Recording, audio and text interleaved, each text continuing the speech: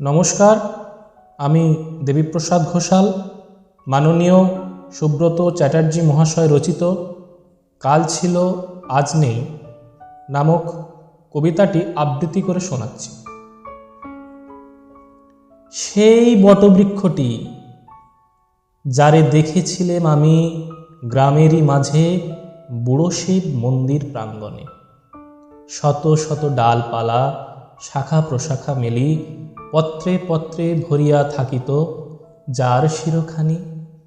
সেই সময়ে কৈশোরে দাঁড়িয়ে আমি, সময়ের হাত ধরে ঋতু আসে ঘুরে ফিরে, প্রকৃতির রূপরেখা বদলায় ধীরে ধীরে। তারই সাথে সাথে আমিও পৌঁছই একদিন যৌবনে। বৃক্ষের ডালে ডালে বাসা বেঁধে থাকে পাখি, কোঠরে কোঠরে আত্মগোপন করে থাকে রাত জাগা পাখি। রৌদ্র তাপ হতে নিষ্কৃতি পেতে আশ্রয় নেয় কত নরনারী। বাদ থাকে না ক্ষণকাল তরে বিশ্রাম নিতে কত অজানা অচেনা অতিথি। এমনই সহনশীল বৃক্ষখানি দেশ হিংসা রাগ তাপ ভালো মন্দ শত্রু মিত্র উপেক্ষা করি সবারই আশ্রয় দিয়ে চলে সারা জীবন ব্যাপী।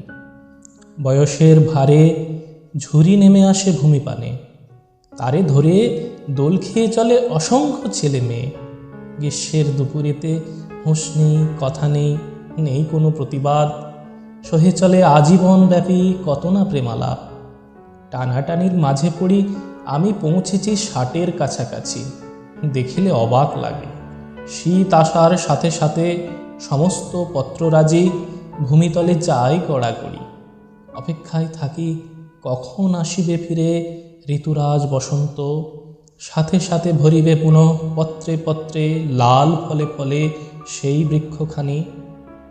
একইভাবে এগিয়ে আমি বার্ধক্যের কাছাকাছি, মোর শিরোপরে কালোকেশ রাশি ধীরে ধীরে শ্বেত শুভ্রের পথে দেয় পাড়ি। এমনিভাবে কত দিন কত রাত যাই চলে ধীরে ধীরে। হঠাৎ একদিন প্রাতঃভ্রমণের তরে পথে যেতে যেতে সেই মন্দির প্রাঙ্গণে দেখিতে আর না পাই তারে। জিজ্ঞাসিলাম শিব মন্দিরের পূজারীকে, ঠাকুর মশাই, এই তো সেদিনও দেখিলাম আমি স্বমহিমায় রয়েছে দাঁড়ায় বটবৃক্ষখানি, আজ আর কেন দেখিতে নাই পাই তারে?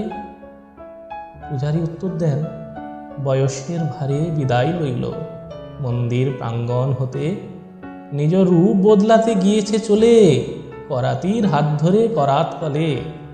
মনে মনে ভাবিলাম আমি, আমারও এ দেহখানি বয়সের ভারে কোনো একদিন যাবে চলি নিজ নিবাস ছাড়ি।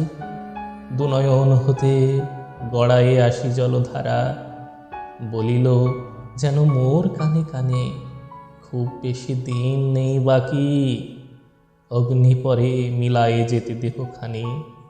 এ বিশ্ব প্রকৃতি যেন তারই ইঙ্গিত বহন করে চলে, মানিব না বলিলেও মানিয়া লইতে হয় নিয়তির বিধান বলে।